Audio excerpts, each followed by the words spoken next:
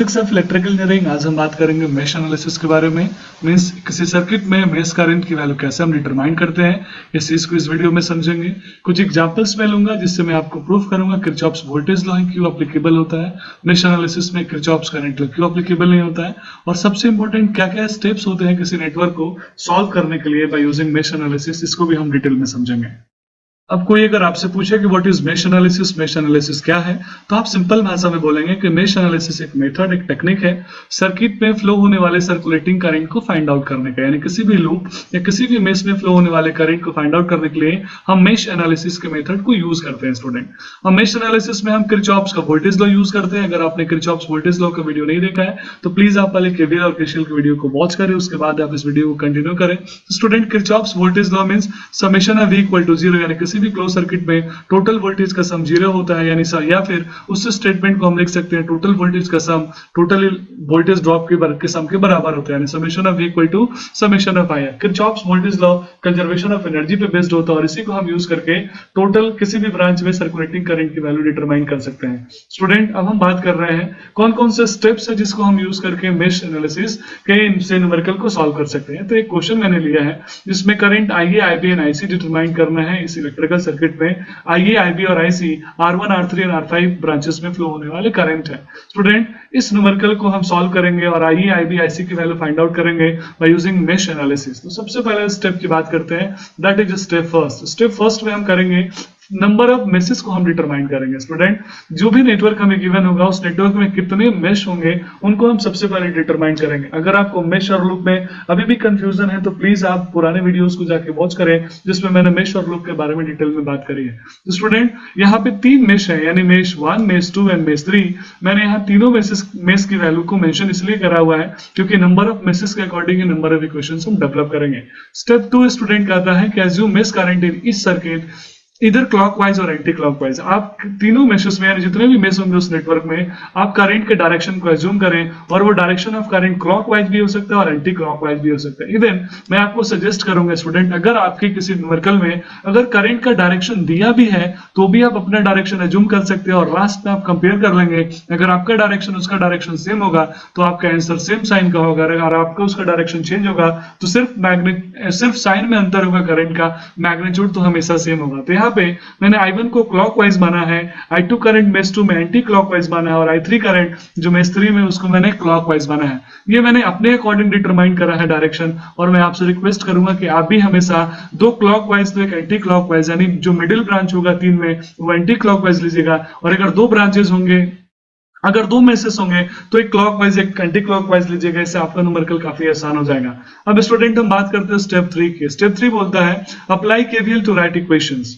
यानी आपने जिस भी इलेक्ट्रिकल सर्किट में नंबर ऑफ मेसेस और नंबर ऑफ आपने और डायरेक्शन ऑफ करंट डिटरमाइन कर लिया है, आप उसके केवीएल आप उसके इक्वेशंस लिखेंगे यहाँ पे।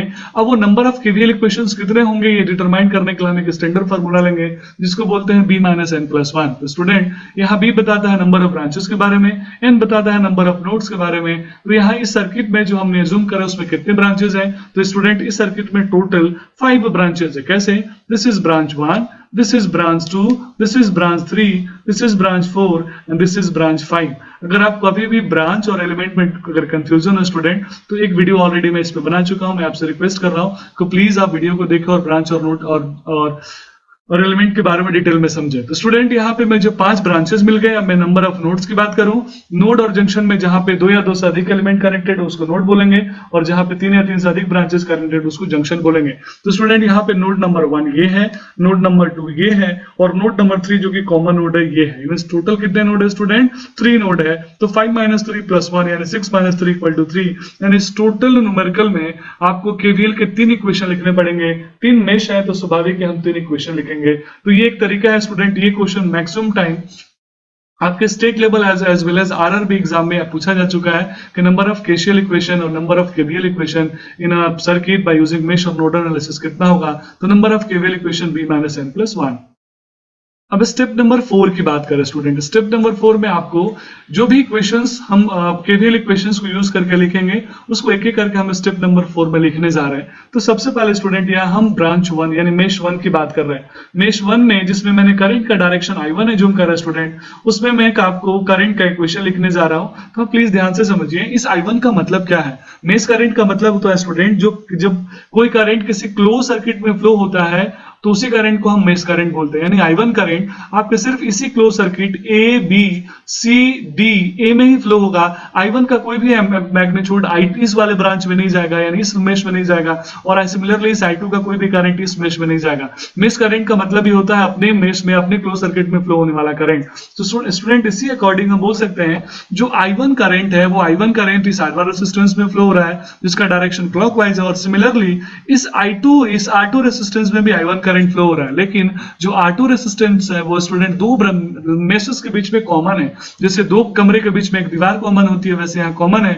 कॉमन होने का मतलब होता है कि इसमें I1 करंट भी फ्लो होगा और सिमिलरली इसमें I2 करंट भी फ्लो होगा। तो जैसे आप देख सकते हैं I1 करंट मेश 1 का करंट है और जो I2 करंट है वो मेश 2 का करंट है, और दोनों करंट का डायरेक्शन सेम है। और जब किसी ब्रांच में दो करंट का डायरेक्शन सेम होता है तो उसकी जो नेट वैल्यू होती है उसकी समेशन होती है, और अगर अपोजिट होती है तो उसकी नेट वैल्यू होती है उसकी सब्सट्रैक्शन होती है। तो इसीलिए मैंने बोला था आप क्लॉकवाइज तो एंटी क्लॉकवाइज लेंगे, इससे बेनिफिट आपको मिलेगा कि हमेशा समेशन मिलेगा, तो आपको कभी भी कंफ्यूज नहीं होना पड़ेगा। तो यानी इस R2 रेजिस्टेंस में दो करंट फ्लो हो रहे हैं और उन दोनों करंट की जो वैल्यू है नेट वैल्यू है वो है I1 प्लस I2। तो इस तरीके से जब हम इक्वेशन लिखेंगे मेश 1 में, मैंने यहाँ फॉर्मूला यूज किया summation of V equal to summation of IR। अब यहाँ क्वेश्चन स्टूडेंट ये बनता है कि वोल्टेज का डायरेक्शन हम ये साइन क्या मानेंगे। तो मैं आपको पहले ही ट्रिक बता चुका हूं कि जो भी करंट आपने जूम किया है उस करंट का आप फ्लो दिखाएंगे वोल्टेज में, और बैटरी के जिस टर्मिनल से वो करंट पास हो गया, करंट निकलेगा बाहर, वो टर्मिनल का आप साइन मान लेंगे। जैसे मेरा करंट क्लॉकवाइज यहाँ पे मूव कर रहा है और बैटरी के पॉजिटिव टर्मिनल से मेरा करंट ऐसे ऊपर की तरफ जा रहा है, तो इसलिए मैंने यहाँ बैटरी का पॉजिटिव ले लिया। अब पोलैरिटी में हम बात करेंगे स्टूडेंट, यहाँ पॉजिटिव हुई, summation of IR means total resistance का ड्रॉप। तो इसमें ड्रॉप हुआ I1 R1 का, मैंने I1 R1 लिख दिया, और इसमें ड्रॉप हुआ दो करंट था I1 प्लस I2 और रेजिस्टेंस R2, तो I1 plus R2 into R2। तो इस तरीके से स्टूडेंट हमने मेश 1 में जो KVL का इक्वेशन था उसको कंप्लीट कर लिया है। मैं बार बार बोल रहा हूँ आप कंफ्यूज नहीं होंगे। आप जो पुराना पढ़े हैं अगर आपको अच्छे से याद है तो इस वीडियो को देखने की जरूरत नहीं है, अदरवाइज आपको अगर उसमें कंफ्यूजन है तो प्लीज आप इस वीडियो को देखें। इसको देखने के बाद आप कभी कंफ्यूज नहीं होंगे। अब हम बात करें स्टूडेंट मेश 2 में, यानी मेश 2 में करंट का इक्वेशन कैसे लिखेंगे। तो इस मेश 2 में सबसे पहले हम देखें कोई भी एक्टिव सोर्स नहीं है तो summation of V equal to value हो गया 0। अब हम बात करेंगे करंट की, यानी किस डायरेक्शन में कौन सा करंट फ्लो रहा और उसकी वैल्यू कितनी होगी। तो ये मेश 2 का जो करंट है वो इस ब्रांच में यानी R2 में I2 भी फ्लो हो रहा है और ऑलरेडी यहाँ से I1 फ्लो हो रहा है, तो हम जानते हैं इस ब्रांच में लिखेंगे I2 प्लस I1 या I1 प्लस I2, कोई ज्यादा फर्क नहीं पड़ता। ये I2 का जो करंट का डायरेक्शन है वो R3 में अकेले I2 करंट फ्लो हो रहा है, और इस R4 में स्टूडेंट देखेंगे नीचे से यानी बॉटम से टॉप की तरफ है, नीचे से ऊपर की तरफ I2 जा रहा है, जबकि I3 भी नीचे से ऊपर की तरफ जा रहा है, और दोनों का डायरेक्शन सेम है स्टूडेंट। मैं अभी जस्ट बता चुका हूं जब दोनों का डायरेक्शन सेम होता है तो दोनों करंट का एडिशन कर लेते हैं। यानी जब हम इस लूप 2 का इक्वेशन लिखेंगे मेश 2 का, तो summation of V equal to 0, यहाँ पे इस ब्रांच में करंट हो रहा है I2 plus I1, resistance R2 है तो R2 into I2 plus I1। इस ब्रांच में R3 रेजिस्टेंस से I2 करंट है तो R3 इंटू I2, और इस ब्रांच में R4 रेजिस्टेंस है और I2 प्लस I3 करंट है तो R4 into I2 plus I3, यानी summation of V equal to this. यहाँ पे V की वैल्यू 0 है क्योंकि कोई भी एक्टिव एलिमेंट नहीं है। स्टूडेंट अब हम मेश 3 में करंट का इक्वेशन यानी KVL का इक्वेशन लिखने जा रहे हैं। Summation of V equal to summation of IR। आप देख सकते हैं यहाँ मेश 3 में मेरे पास एक एक्टिव वोल्टेज सोर्स है जिसकी वैल्यू V2 है, और अब इस V2 के डायरेक्शन की बात करूं तो मैंने आपको पहले ही बता दिया है करंट जिस भी टर्मिनल से निकलेगा उसका हम डायरेक्शन एज्यूम कर लेंगे। यानी यहाँ करंट I3 नेगेटिव टर्मिनल से निकल रहा है तो यहाँ V2 की वैल्यू में लिख दिया समेशन ऑफ V में माइनस का V2। अब इस ब्रांच R4 में दो करंट सर्कुलेट हो रहा है, I2 भी सर्कुलेट हो रहा है बॉटम नीचे से ऊपर की तरफ, I3 भी सर्कुलेट हो नीचे से ऊपर की तरफ, तो टोटल जो करंट हो जाएगा इस ब्रांच में I3 प्लस I2, आप I2 प्लस I3 भी लिख सकते हैं, तो total R4 into I2 plus I3 i3 plus i2।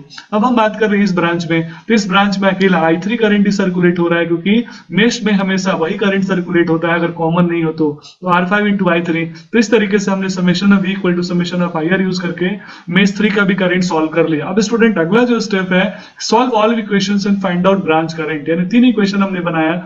Equation 1 mesh 1 के लिए था, इक्वेशन 2 मेश 2 के लिए था और इक्वेशन 3 मेश 3 के लिए था। तो यहाँ 3 अननोन है i1 i2 एंड i3 और 3 इक्वेशंस है, तीन इक्वेशन 3 अननोन को सॉल्व करके स्टूडेंट हम i1 i2 i3 की वैल्यू डिटरमाइन कर लेंगे। अब क्वेश्चन ये है कि जो क्वेश्चन में पूछा था ये IB और I3, क्या मेरा I1 I2 I3 का वैल्यू वही होगा? तो यहाँ हम क्रॉस चेक कर लेते हैं। I1 का जो डायरेक्शन है स्टूडेंट तो वो IE का डायरेक्शन के जैसा है, तो मैंने बोल दिया कि यस मेरा I1 का जो वैल्यू आया वही IE का वैल्यू है।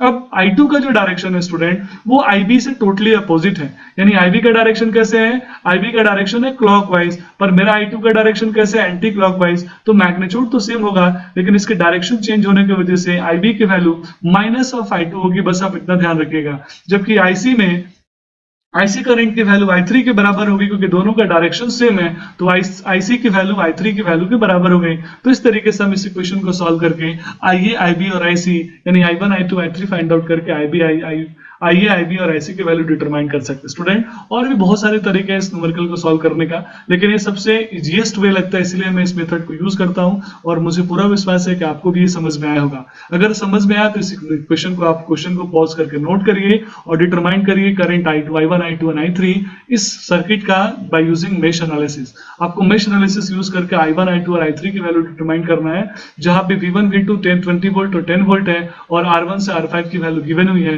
3 इक्वेशन बनेगा, 3 अननोन होंगे, तो प्लीज आप सॉल्व करें और सॉल्व करने के बाद इसका आंसर आप कमेंट बॉक्स में लिखेंगे। अगर आपने सॉल्व किया तो मैं मानूंगा आपको वीडियो समझ में आया। तो थैंक्स फॉर